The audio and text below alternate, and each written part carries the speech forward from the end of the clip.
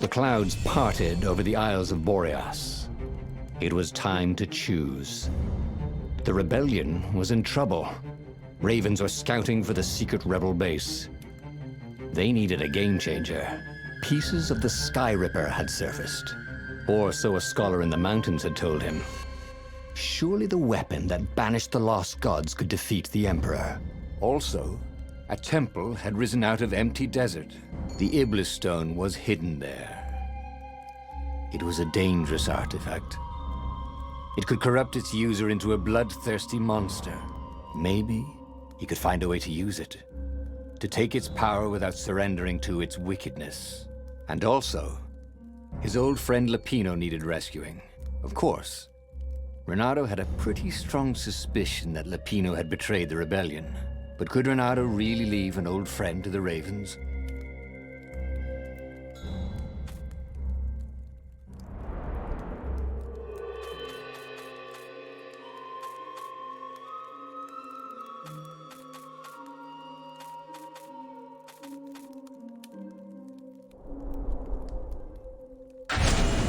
Every child knew about the Sky Ripper.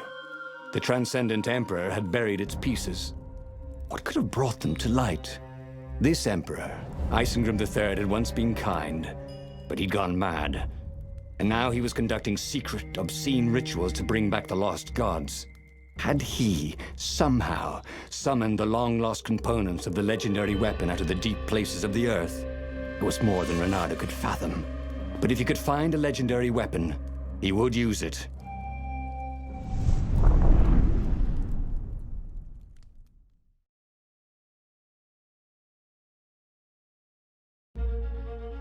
As he set foot on the island, Renato couldn't help feeling a bit curious. Was Lapino still waiting to be rescued? No. He was probably drinking champagne with the ravens. Did ravens drink champagne? Did rabbits?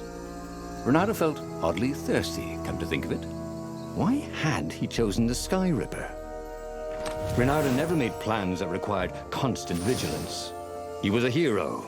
He didn't think too much. He just went with his gut and hoped it all worked out. The Sky Ripper was a long shot. He'd have to devote himself to it. No side journeys, no rescuing old friends. That was against his nature. Could he stick with it?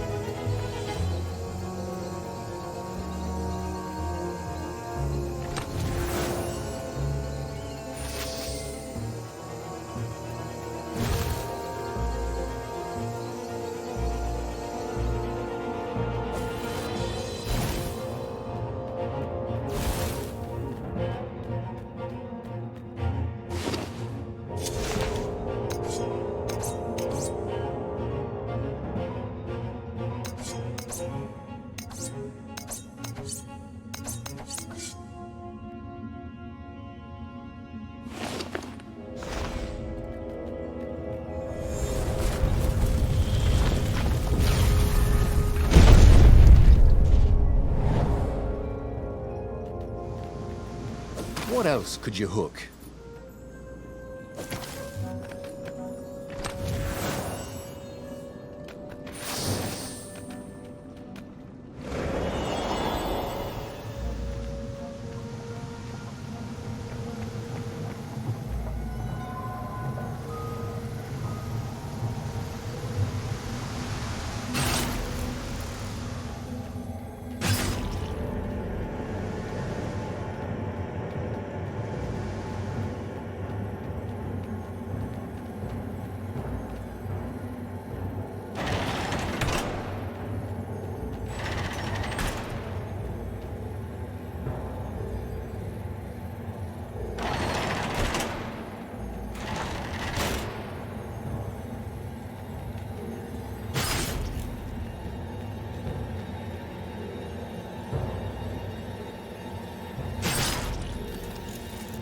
Hey, how do you tell if someone's far away, or just really small? The people who had built this castle, did they even know what monstrous weapon lay hidden within their walls? The Sky Ripper could destroy anything it touched, or so the legend said. As the Transcendent Emperor had fought the Lost Gods, thousands and thousands had died. But Renato had been through wars. The only merciful war was a short one.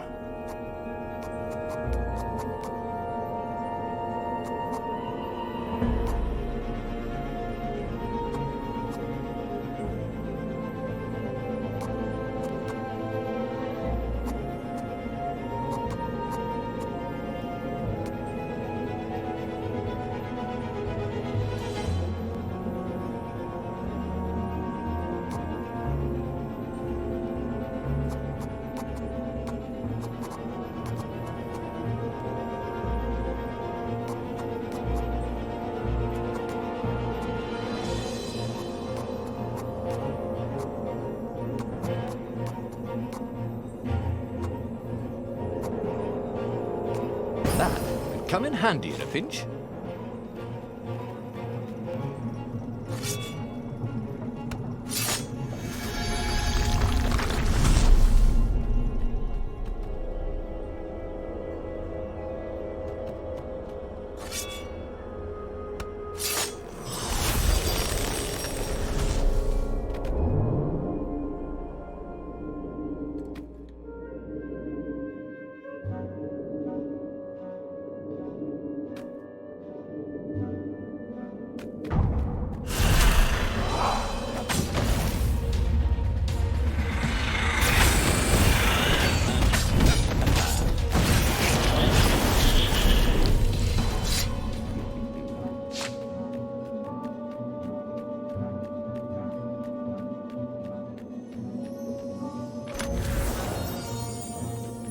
Renato had once invested in a jewel store, but it lost money because someone kept robbing it.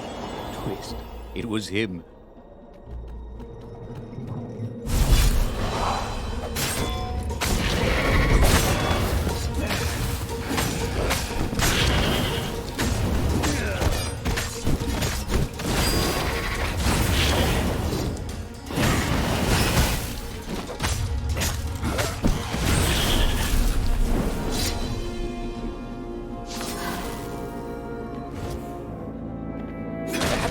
Something useful in these things, didn't there?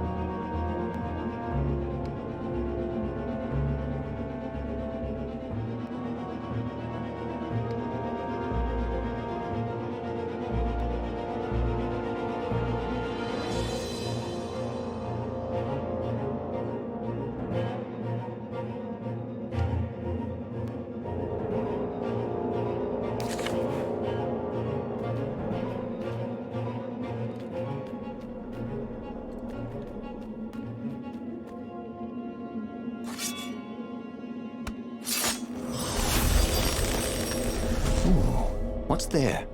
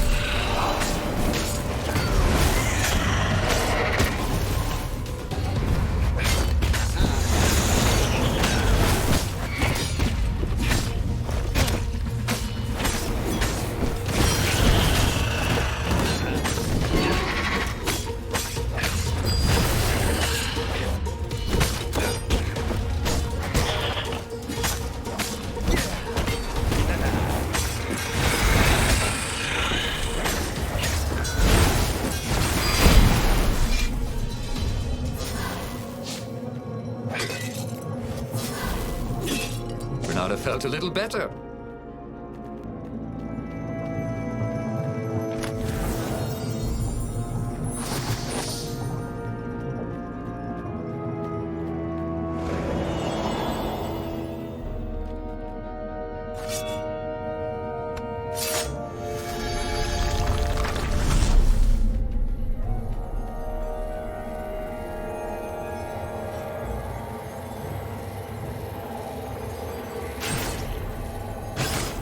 Didn't your mother tell you it's rude to stare? Snapped Renato, a little smug.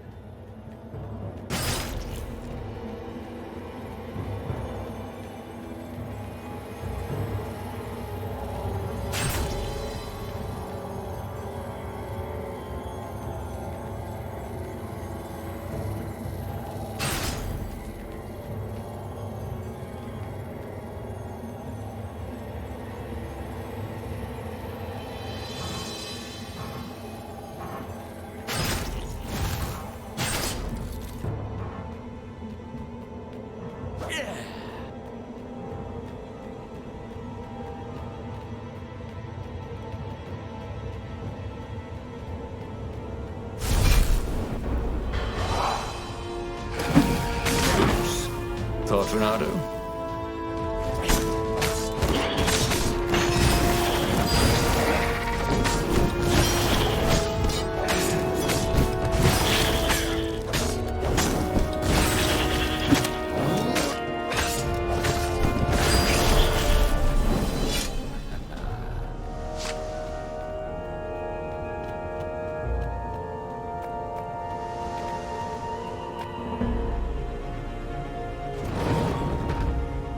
When I build my castle, thought Renato, all my gates are going to open with buttons, and all the levers will drop rocks at your head.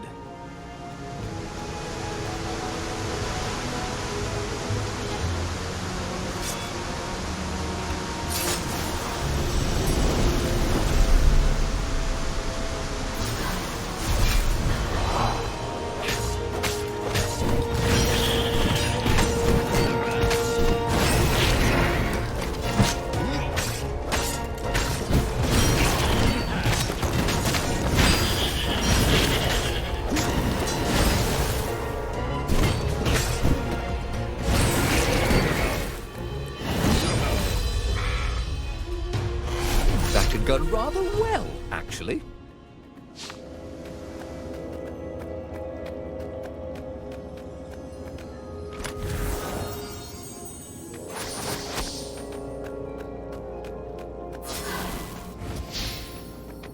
That had been his mistake before, thinking he could win a battle of wills with an ancient evil all by himself. He had to be cleverer than that, or braver, or something.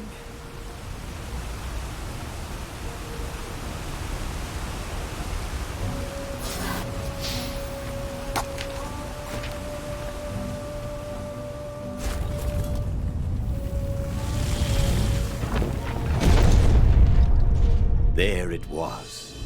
Skyripper's armature. The stuff that dreams are made of. Engineers' dreams, anyway.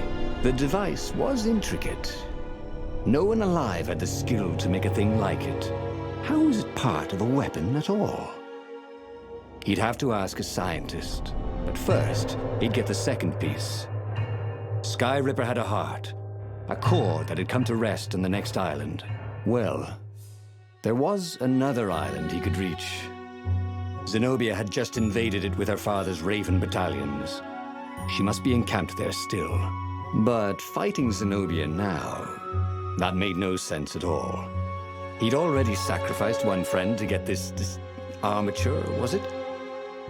He didn't need to hurry to face her. She would find him.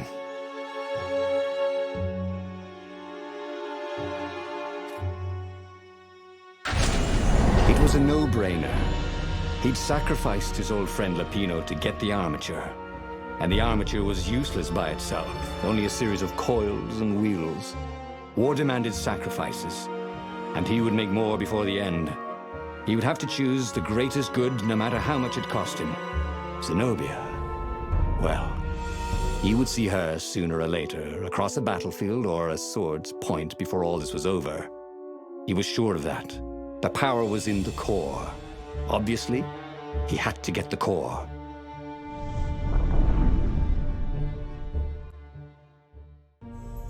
He looked up at the old trees around him.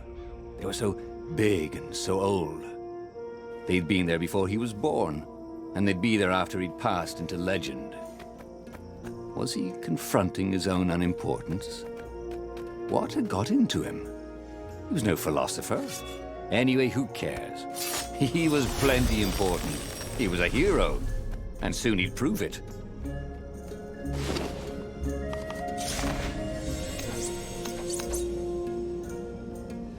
This sword from the mystical East could make time itself slow for you.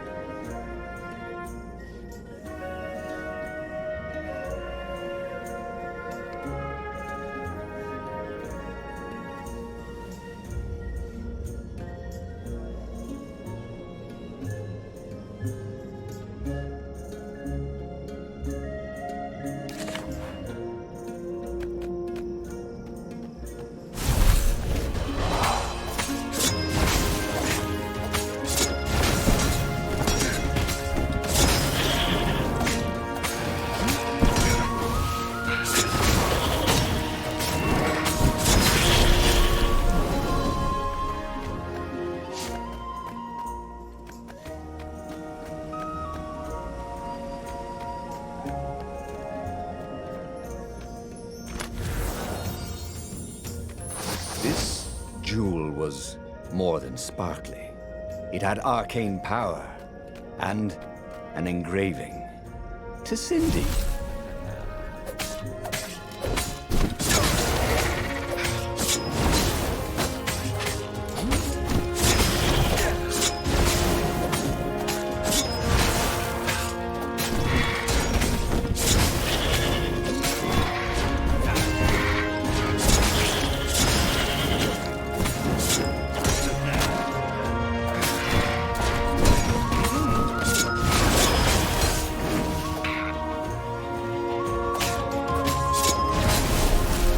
Renato felt ready to become faster, stronger, bolder. If only he could figure out which.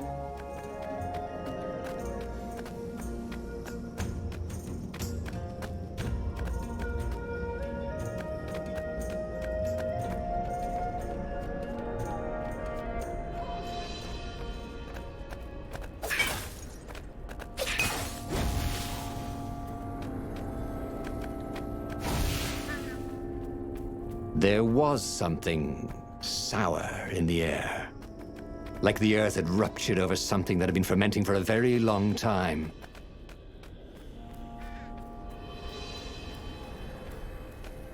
You almost never saw wild gogglers together like this. The toads had to train them not to peck each other to death. So these had to be imperial gogglers. That meant ravens were up ahead. He was sort of yanking his own chain, wasn't he?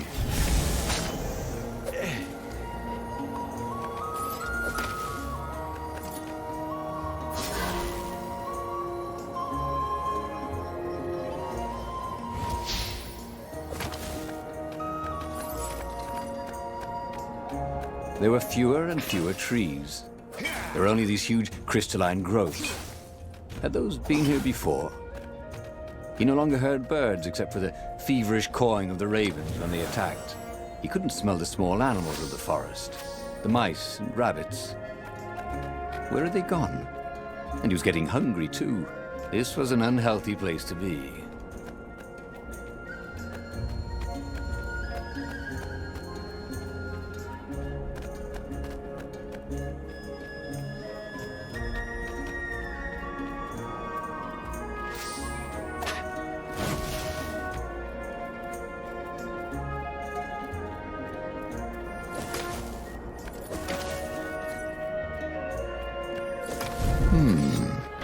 Where did that go to?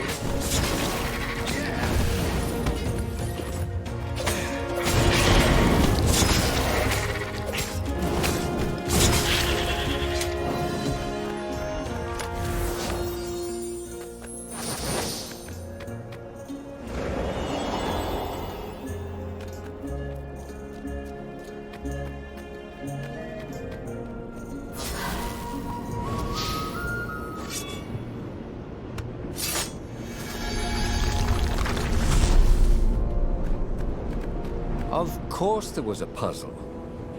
You couldn't expect the Transcendent Emperor to bury a god's eye in a leather sack where anyone could pick it up.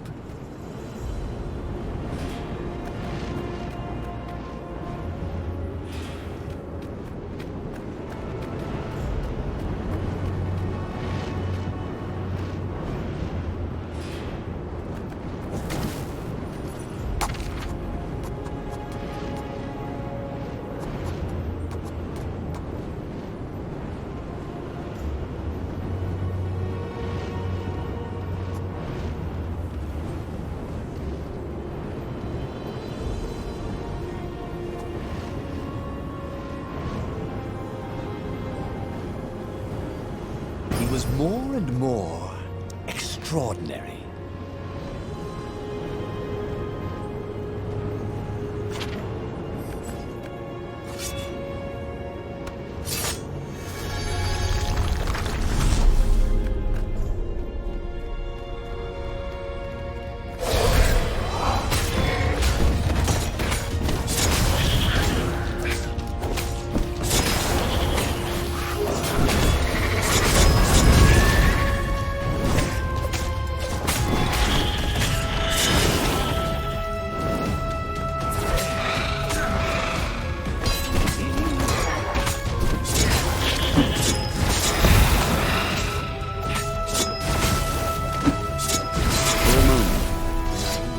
Somebody had been watching.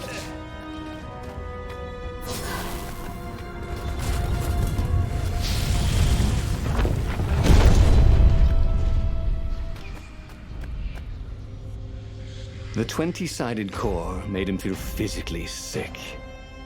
Once he had sneaked into a temple of the dark art, and he hadn't liked what he smelt and saw there. This felt like that. As quick as he could, he wrangled the icosahedron into the armature. The wheels began to spin, then glow. The sick feeling quickly spun away. Now he only felt sad. He had lost good friends for this war apparatus. Maybe Lapino wasn't such a good friend. Yeah, that made him feel better. He carried his prize back to the Farfarer. Now, he had to make his next move. There was a key Imperial outpost on the Nexus. If this really was some sort of super weapon, he could use it to wreak havoc on the enemy. And if it wasn't, well, better to know that before the final battle. But maybe he should show it to some scientists first. There was an observatory on the Nexus. Maybe he should go there before he fired it.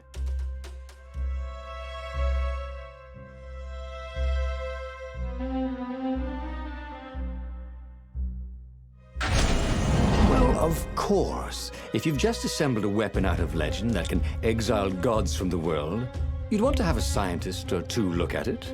And even if they disagreed and he had time, he could ask Calaveras himself. Yes, the observatory would be his objective.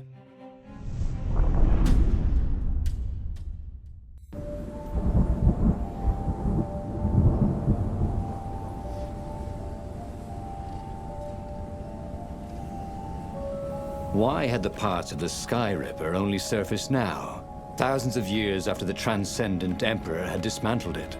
The mad Emperor Isengrim had performed terrible, bloodthirsty rituals to invoke the lost gods.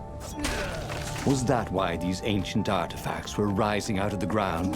How perfect, then, that the Sky Ripper would reappear to be his destruction.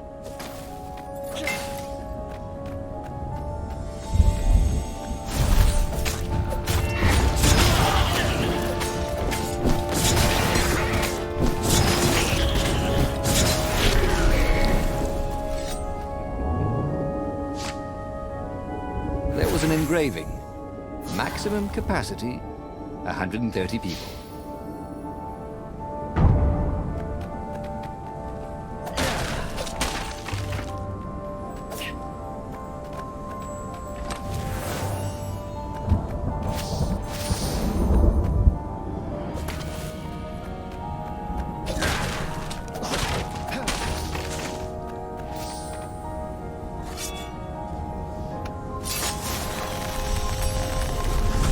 The new pathway made Renato curious.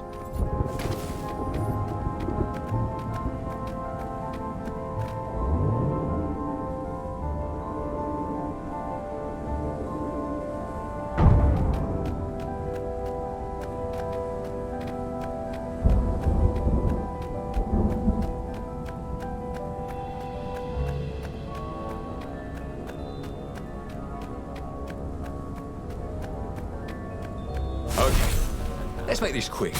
I'm on my break in literally 2 minutes.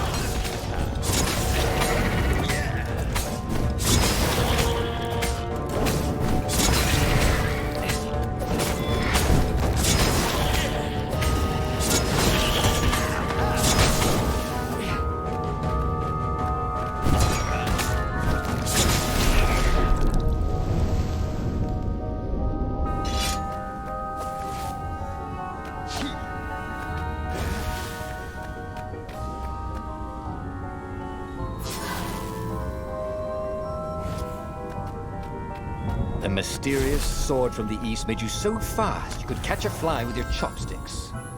If that's what you really wanted.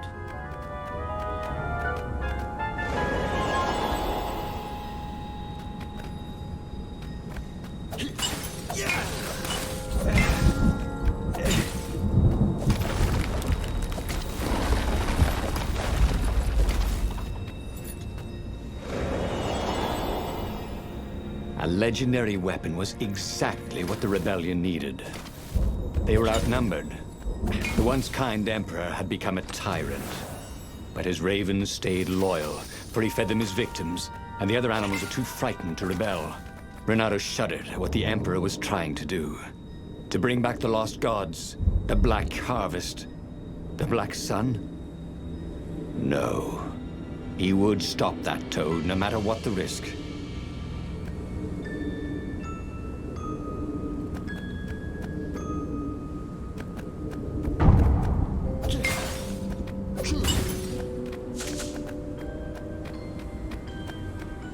Renato's path was clear.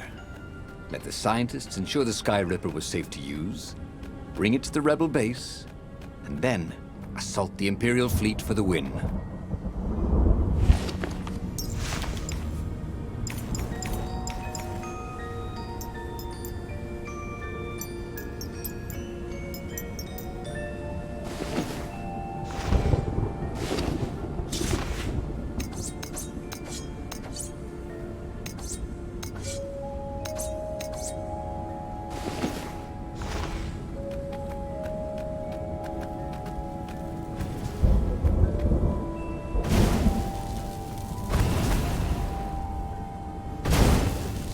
Energy spheres. Easy to dodge, but boy do they sting if you didn't pay attention.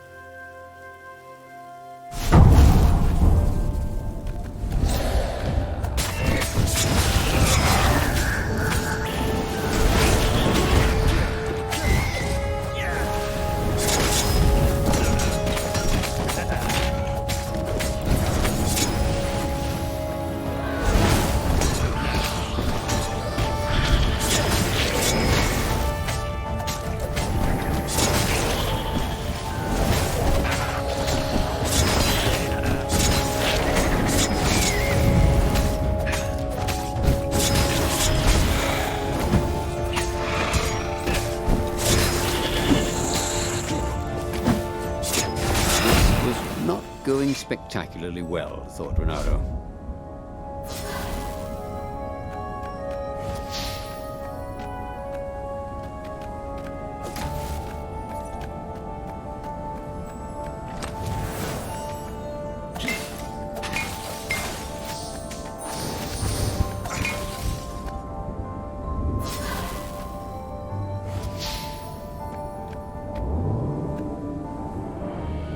There was an inscription on the platform. Balaleka lessons, with an address.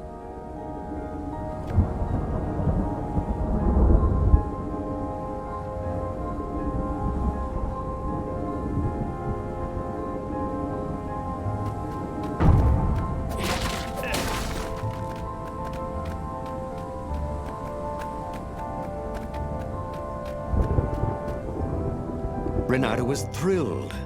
The scientists seemed to think he'd put the Sky Ripper together right. But one toad was worried. Yeah, Sky Ripper could tear a hole in existence itself. There are invisible strings that tie the universe together.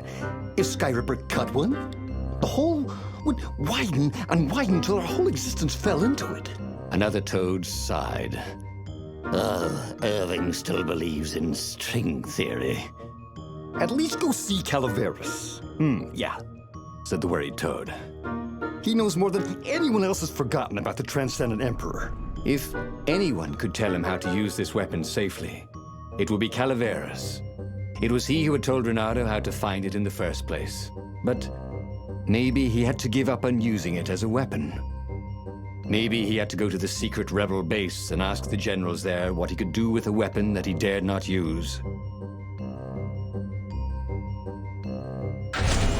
Well, he should have known he'd have to consult Calaveras again. The scientists at the observatory were smart enough.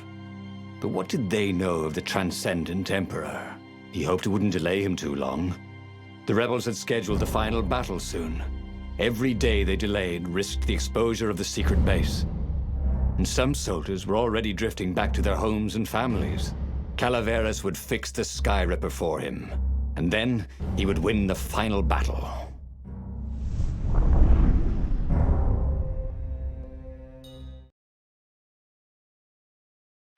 Maybe it was the cold. But after a few steps, Renato's optimism started to slump.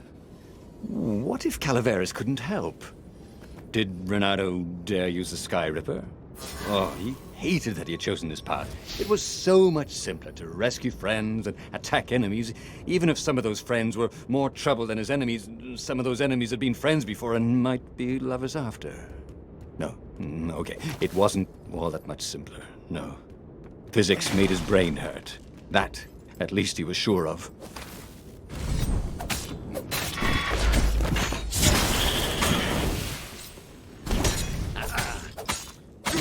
No one could beat Renato at hot potato.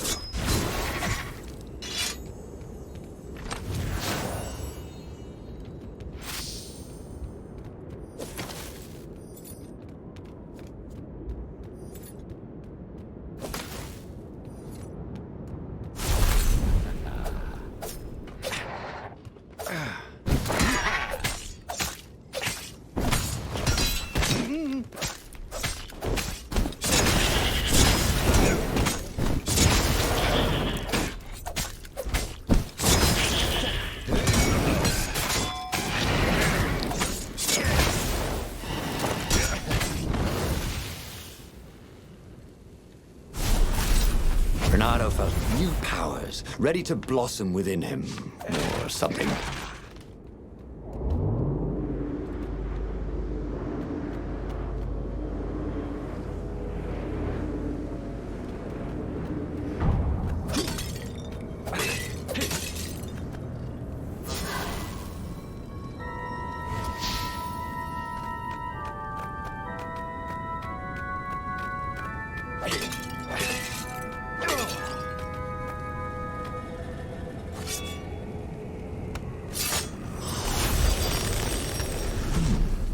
He hadn't noticed that path before.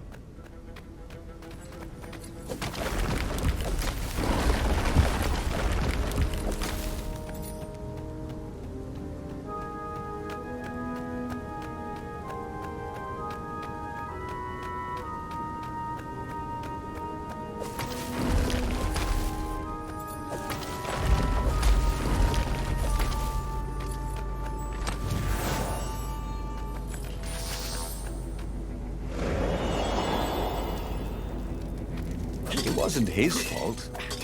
They looked so breakable.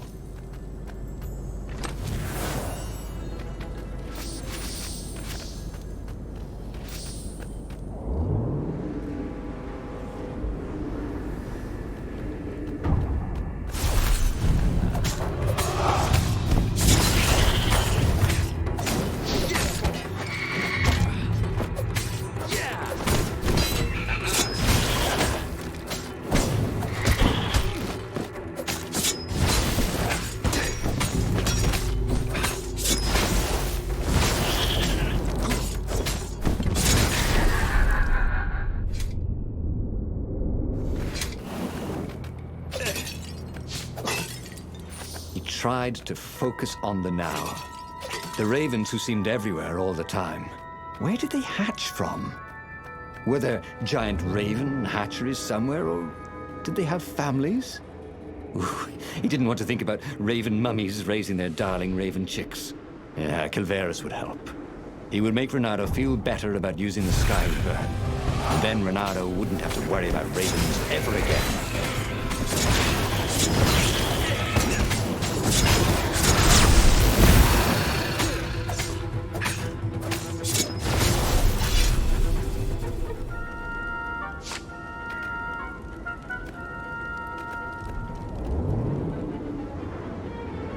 This thing really needed a roof.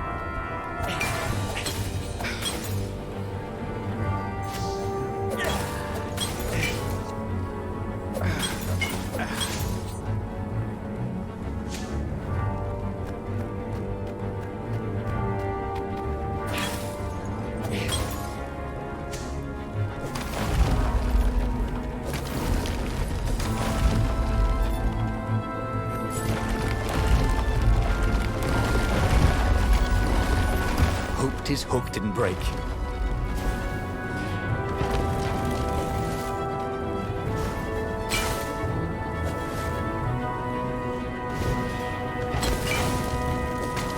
Renato had been focusing all his energies on the Sky River. If Calaveras could not fix it, he'd be out of options. He would have to assault the Imperial fleet empty-handed.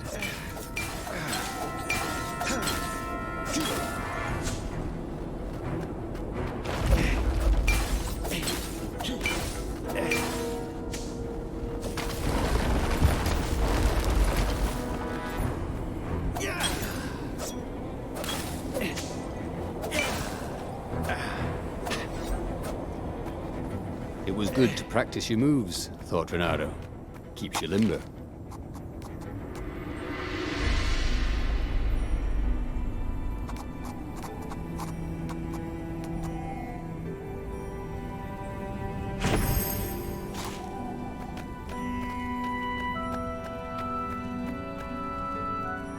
Calaveras had never let him down. Yeah, of course I can make it work better. But when Renato explained about the strings, Calaveras grew thoughtful. Oh, strings, you say? Well, the Arcana do speak of the ties that bind the world. He drew many intricate symbols in the dirt. Yeah, so, according to my calculations, each time you fire, I'm afraid there's a 1 in 120 chance you'll destroy the universe. That's pretty good odds. That's like rolling, 21 dice and they all come up 6. What are the odds of that? What? No! It's more like 2.716s in a row. Anyway, with those odds, it won't happen if I use it just once. Yeah, no, that's not right. Each time you use it... Okay, look, just don't use it ever. All right, I guess. As he sailed away from the mountains, Renato could see clouds darkening. Rain? No. Ships. Imperial ships, swarming thick as bees. This was it. The big battle. They could not afford to lose this one. What if it did not go well? What if he had to use the Sky Ripper? Could he gamble the universe? On the other hand, what were the odds of rolling 21 6s in a row?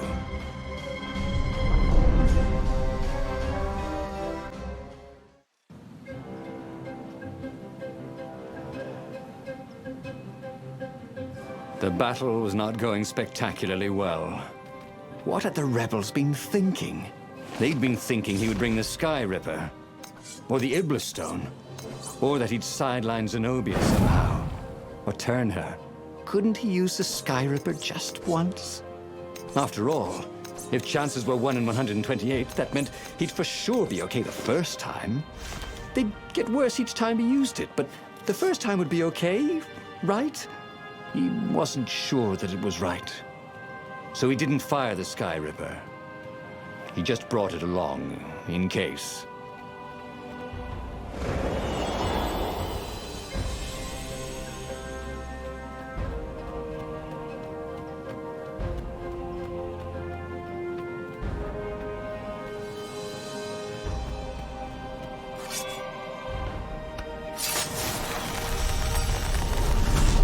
What's behind door number 2?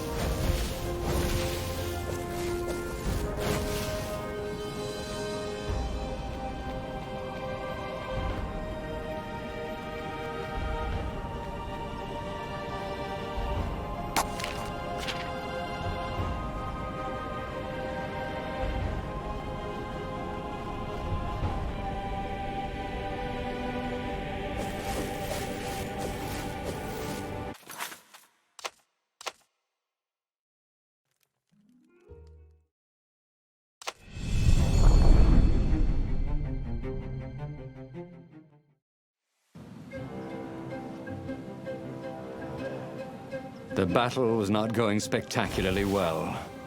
What had the rebels been thinking?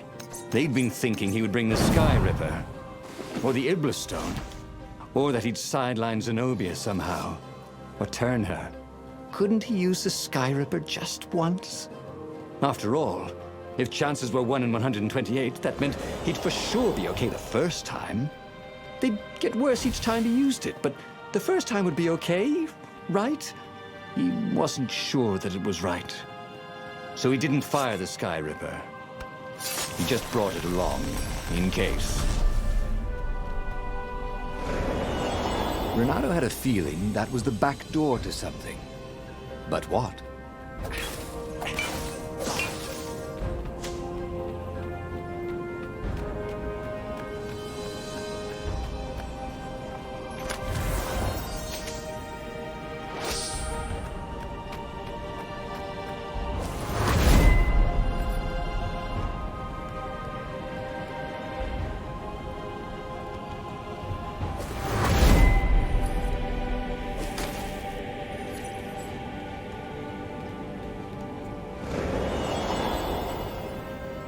Someone had told him the odds didn't change just because you'd had a streak of good luck.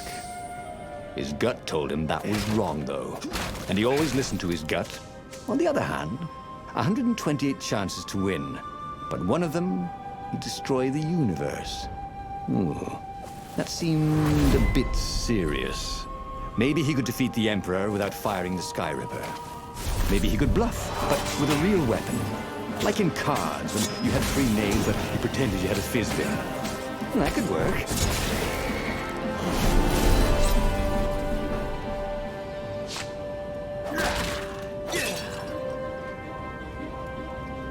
Renato hoped his mother wasn't watching.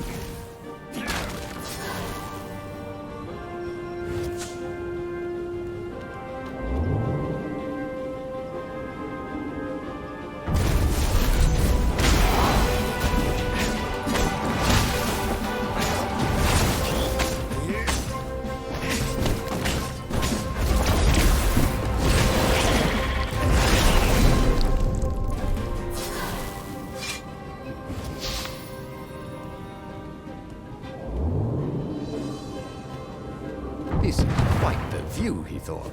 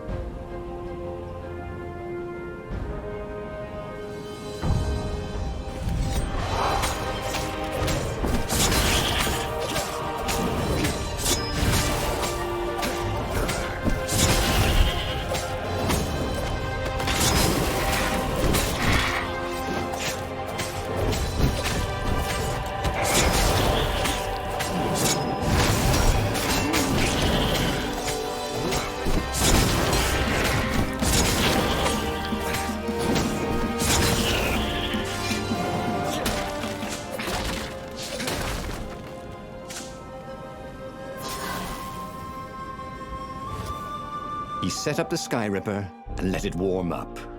He would bluff if he had to. Zenobia came out, flanked by a very daunting platoon of ravens. You won't actually use that, she said in that annoying, I know everything because I'm a cat and you know nothing because you're just a fox voice she had. Or I know the odds. Good, because there's a real chance you could destroy the universe. No, not the first time I use it. The odds are too low. What? No? Yeah, sure. The first time, the odds are practically nothing. They only go up if I use it a bunch more times. No, but that's not how odds work. Didn't you pay attention in class? Now surrender, or I'll use it. Just once, he said. Don't. He felt sure the odds were with him. He had to go with his gut. That's what heroes do. Fire, he said. Please? The Sky Ripper fired.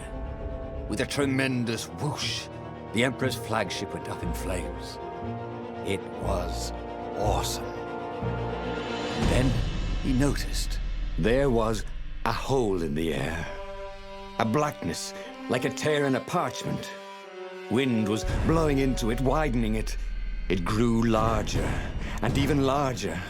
Crates fell upwards into it, and the world itself seemed bent, like the reflection on a curved mirror, as it poured into the ravenous hole. 1 in 128. What are the odds? Thought Renato, and then everything fell into the hole and was gone. And just like that, he was alive again, and back on the Farfarer, still fleeing burning Ubar. The book was still open before him. So, the book was a portal. It took you to the future, when your destinies would branch. He had failed and died 3 times, but he learned another true thing. The core was powerful, but dangerous if used improperly.